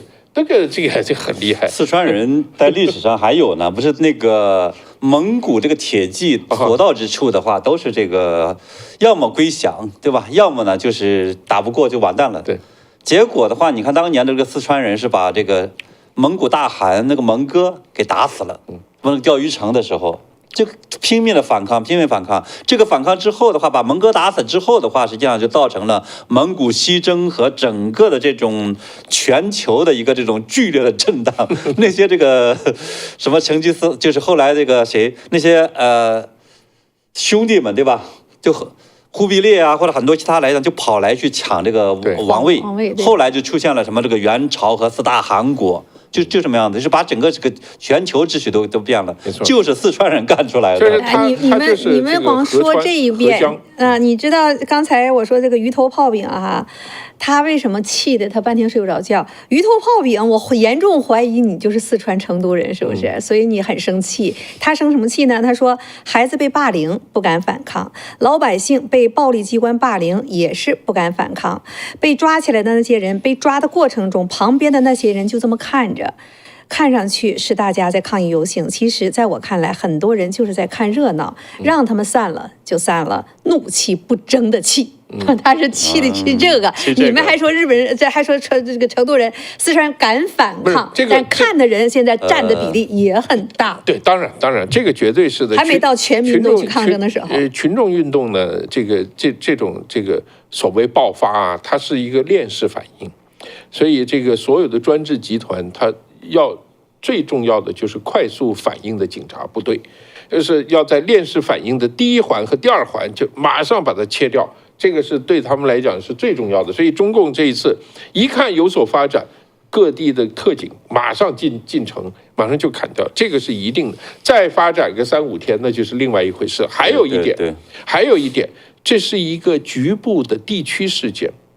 你比如说白纸运动的时候，全国到处都开始，他就没办法了。他一下子你当白纸运动的时候，中国人也是推那个栅栏呐、上街喊口号啊，举着白纸各种各样。你可以秋后算账，但是当时你是没有办法的，你必须让步。这是中国人就是必须要考虑的一个问题，就是当这种事情发生的时候，如果你没有把它附加成一个普世性或者全国性的某一种要求和口号，你这个是注定会失败，你一定会失败。然后你再厉害也没有，瓮安那个也是一样，这个江油这个也是一样。所以为什么这种运动一定要变成上升到一个全国人民的一个共同的心愿和共同的要求，变成一个全国的运动？到这个时候，他就共产党下台，习近平下台，这个也还没喊出来呢，可能就已经但是这个绝对是有机会会发生这样的事情的，尤其是在现在经济出问题的情况下。其实我觉得这里边还有一个角度，因为你看哈，这个被欺负的这些孩子，在江油发生这件事情的时候，河南包括呢被欺负的这些孩子们，包括你提到的瓮安，这个几乎都是无权无势的残疾人的孩子，那孩子被打得很惨呢。还有刚才下面有一位朋友说，那个被活埋的男孩怎么没人提了？很多这些事情呢，还有铁链女呢，铁链女都给你压到下面。还有唐山那几个女孩呢？对呀，唐山女孩。那你说我们作为一个普通的人来讲，如果这个女儿是我们自己的孩子怎么办，对吧？如果我们是那个铁链女怎么办？你这些事情你都会让大家思考。那么这些事情，我今天还跟实际上我就在想，我自己生长的那个年代，我觉得好像还有这样的道德感，对不对？好像。你说现在还能不能发生把那个朱德的孙子抓起来给枪毙的这个事情？这个绝对不可能了。共产党这么多年最不想干的这个事情，就是再去处置几个所谓的官员呐，所谓的几个人。你看瓮安事件的话，他其实最后处置了谁呢？官员的话，那个县长、县委书记，他是以这种所谓的不知道怎么就免职了，就调离了，另有他用。对，所以他是这么处理的。但是呢，对于那个当时是带头冲击县政府的几个人，重判，2年到16年的这个刑期，6个人啊。然后呢，对于那些作恶的警察还有这个官员，没人处理。他为什么？他就是怕你将来说这个你更多的人去学习，或者大家去看到了这种希望、抗议的希望，对吧？你就更多的去站出来。所以这其实对共产党最怕的东西。同样，这个我们说这个江油事件的中，他也一定会去所谓的去处理这些几个相关的这些挑头去抗议的人。至于你是不是说了不重要，你干了什么不重要。你在当时我们看到有视频，有一个年轻人拦着大家说：“大家别骂警察，警察是这个人民警察，我们要怎么就把他抓去重判也行，因为你给他安罪就行了，安上罪名。”就他关键不是说谁对谁错或者正确还是怎么样，黑白他给你分清楚，这个都不重要。重要的是他要在这个事件上制造一种让全国人民看到的恐惧，这个才是最重要的。就是说这件事只要有人带头，我就把你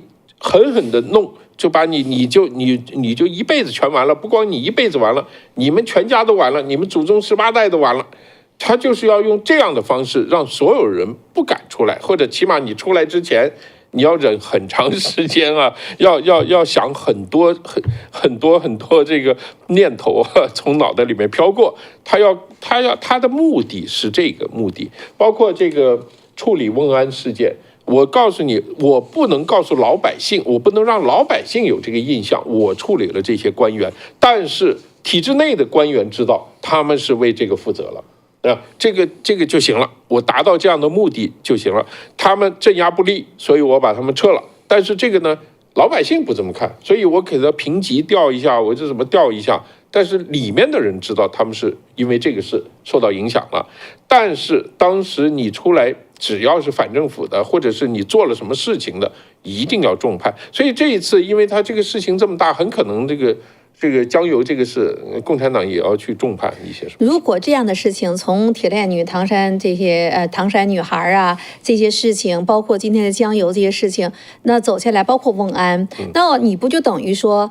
我做了这件事情是没有后果的，对吧？施恶者是没有后果的。那么你这样的话，你能杜绝铁链女吗？你能杜绝唐山烧烤女孩吗？所以我说，你能杜绝江油吗？没有任何的改良的可能性了。你过去的话，比如说倒退个10年、20年，我们说中共的话还会处理几个这种小喽啰，或者处理几个。现在是绝对不轻易的处理任何人。所以只要你不是体制内人的孩子，你没有关系，你就是普通的百姓。中国10几亿人呢，那你体制内才多少啊？你满打满算你也不到1亿人嘛，对吗？共产党员你也不就9000多万吗？我跟你讲，这个那你那些老百姓难道以后就是任人鱼肉了？你没有理可讲了。碰到这种霸凌，你只能忍着了。没错。没错，对，就是这样。石山，如果这是你的女儿碰到这件事情，你怎么告诉你女儿？没有这个，你就只能去学杨家，你就自己去做自己的什么事情啊，或者你要怎么样去做？问题不在于这个，你对共产党愤怒啊什么，这个你咬着牙了或者怎么样？问题是中国有太多的人受了欺负以后，还觉得自己是幸运的。就是说，要坐稳奴隶，就是在以前鲁迅说的，中国人的最大的问题是坐稳了奴隶和坐不稳，这个没有这个不能坐稳奴隶的这个焦虑，这个是过2年过一段时间，他就变了，他想法变了，而且他会对别的弱势群体也去这个多踩上2脚，是吧？你们其他的人，你活该啊！那这种的，所以有时候。对中国的事情是越来越悲观，就是在这样的就是因为这个我倒不悲观，我倒觉得从这个江油这个事儿的话，我看到了这个希望，因为他不仅仅是江油人的这种骨气或者血气，对吧？他其实是全国在参与，所以我觉得共产党绝对是将来说你想不到将来这个事情会怎么发展，因为特别现在整个这种经济下行，什么大家都失业，然后呢，整个共产党把所有的这个位子体系性的把所有位子全占了，对吧？让你只看不到这种上升或者发展的希望，甚至的话，对于有产阶级和那些有一定这个地位的人，在拼命的想方设法的坑杀、打压、捞钱，对吧？所以这种情况下，我觉得将来这个反抗是绝对就越来越厉害。这个其实共产党是。最后他不知道会怎么死掉的。对。新鹏是比较乐观。很乐观。那个四川上一次辛亥革命之前，这个保路运动，实际上满清倒台的这个辛亥革命的第一件事就是这个保路运动，是1910年开始的。保路运动其实就是割韭菜。他就是因为这个铁路的股份，因为四川老百姓说我们这儿啊，蜀道难，难于上青天，咱们筹资修条铁路。筹资好了，做好设计了，清朝政府说咱们收归国有，拿去抵押给外国银行借钱，国进民退，对吧？对，国进民退来了这么一下，四川老百姓就不干了，四川老百姓就去闹啊吵啊，结果又被当地政府打压，是吧？最后闹了，最后把这个整个满清的大清全部给弄倒了。赵尔丰去镇压，对吧？当时的这个赵尔丰呢，镇压的时候，他把这个那叫武汉的这个新军调去了之后的话，结果当时的武汉城这个部队就空虚了，空虚了之后的话，后来才有了这个武昌造反成功。所以这个其实后来就相当于一环套一环，一环套一环。所以你不知道将来现在的这个我们说某一个链条现在发生了这么一个爆炸，或者发生了这么一个火种，对吧？将来在某个时间会发生什么结果？落点实际的，我是女生哈。刚才鱼头泡饼呢，你看着周围的人生气，我当时看到那个女孩被霸凌的时候呢，我生气。问句实在话，如果你的女儿碰到这句话，你们怎么办？我问问我们的观众朋友们，如果是你的亲朋好友，你家的女孩子，你家的孩子在学校里就碰到这种霸凌，你怎么教育她？你怎么办？所以我当时看那个女孩真的不敢还手，就被那3个女孩就那么打，专门往头上脚那里，真的把那脸打得肿的那个样子。我当时看的时候，我就在想，这个女孩一点都不反抗，而且这不是第一次被欺凌了。在我上大学的时候，18岁，当时女孩子嘛要出去了，我自己有个亲属，他是公安局的局长了，他就嘱咐我一句话：那女孩子嘛出去了，要到外地去读书去了，碰着坏人，就是告诉我千万不要退。往死里跟他死磕。告诉我的。你说一个女孩你怎么去跟坏人去磕？但是他是公安局的局长，他就告诉我，真要碰到这些事情，记住绝对不能低头。这是我得到的那种教育，所以我看到这个女孩子被打的时候，我就在想，1次、2次、3次、4次，就这么被打，你就跟他拼了，也就一条命。这个也跟他的父母有关系，因为他父母也是弱势群体，对，平时肯定说，哎呀，咱们呢要忍呐。可是石山，当我看到唐山女孩的时候，那个不是没反抗的，对，是有反抗。唐山女孩是很血性的，是反抗的，但是你怎么能打得出那些膀大3粗的那些男人？对，所以我看到那个的时候，我就觉得这是社会正义的问题，对吧？就是你看到那种录像的时候，如果一个制度性的你去欺凌这些弱者，制度性的不保护这些弱者，你这样的一个社会，你对一个弱者来讲没有办法，你反抗不了，我只能逃了，你怎么生存呢？在那个社会？对，其实我觉得这实际上也是我们说中国和其他国家差别非常大的地方。你看中共的话，他会比如说这件事之后，他有可能真的会重判几个人。翁安当年也是重判了几个人，把这个事儿渲染成说几个人冲击什么破坏政府秩序，什么反党反国家啊等等等这些煽动群众。但事实上，我们说到其他国家发生这种事情的时候，处理完全不是这样子。对呀，他一定会去处理那些这个真正的失职的这种警察执法者，处理呢这种。这些官员，以及呢，从这个制度上去反思和去改变。你有个讲理的地方，对于这种我们说受欺压者来讲，他一定也会去想方设法去平复、去赔偿。这是我觉得是最大的。美国不就是吗？美国有几个案子呀？一个当年那个就是这个洛杉矶的这个暴动那次。对，你说其实那一次暴动参加者那个嗨了，对吧？几十万人他其实上街去，就是因为当时那个。白人警察那时候还有点歧视这个黑人，对吧？白人警察打了这个黑人，最后的话呢，这个事儿传出去之后的话呢，这个黑人白人警察没受到这种处置，他上法庭无罪释放，最后就爆发了这种抗议。但抗议爆发之后的话，你看这个处理结果就完全不一样。当时你看这个对于源头知道事儿的这个警察，对吧？那美国司法部、联邦司法部介入调查，然后呢，最后这个几个警察是被判刑，其中2个是判了2年半，对吧？这个呢，后来就相当于是整个体系再去改变，包括它的执法的要求啊等等的这方面有要求。再有呢，就是对城市，白宫当时是个加州政府建了重建基金呐，建立什么改革呀、什么社区呀、警察这种执法标准这种改变呢，对吧？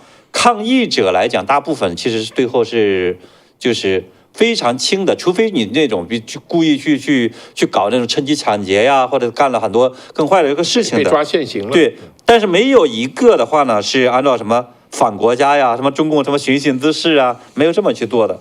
对，所以我觉得这实际上也是我们说正常国家和中共这个体系下非常大的一个不同。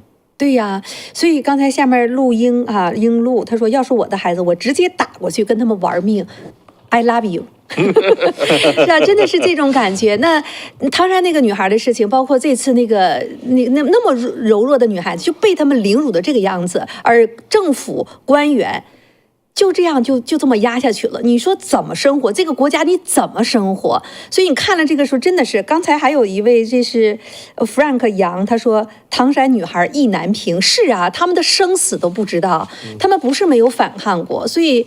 我们今天讨论这些事情的时候，我们真心的希望中国人咱们就是过一个普普通通的人的日子，不行吗？有一个能够讲话说理的地方，不行吗？不行。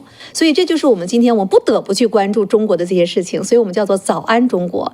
真的希望所有的中国人有一天能过上一个，我们就有一个说理的地方就够的这样社会。这要求高吗？希望所有人能过上一个有人的尊严的生活，对吧？这个是最重要的。对。好吧，那今天我们就谈到这儿了。刚才这位叫做安什么平安长久全平安久这位朋友，你说方伟带货太硬了，那我带货硬不硬啊？我最后也帮着方伟来推这个货，好不好？他说你要让观众能接受，怎么样？今天大家我这样带货方式接受不接受？可以告知，接受的话给我们去点一下购买的 link， 好不好？好了，那我们一起关注中国，我们在我们自由的环境当中，能够说一点话，能够发一点声，能够为那些国家那么弱智的群体去做点事情，咱们一路前行。咱们下次早安中国再见。